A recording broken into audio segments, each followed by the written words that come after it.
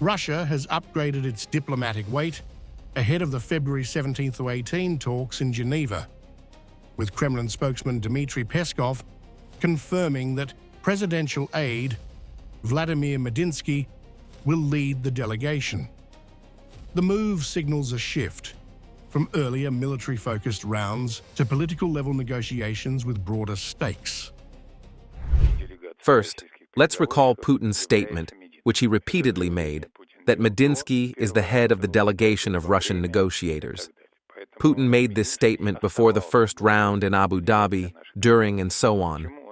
Therefore, Medinsky remained the head of the delegation of our negotiators. Previous rounds in Abu Dhabi were led by intelligence chief Igor Kostyukov and focused on security mechanics. Now, Moscow says the agenda expands to include territorial issues and what it calls its core requirements, marking a clear escalation in the scope of discussions.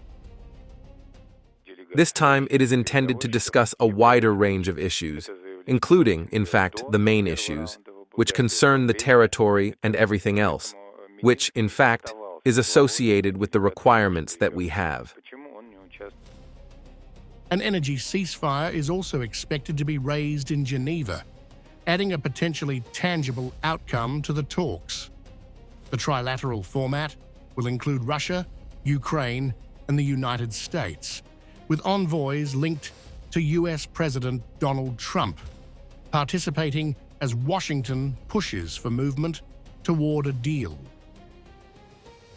Ukraine, led by President Volodymyr Zelensky, maintains that any ceasefire must not involve territorial concessions, while Moscow insists its demands be addressed.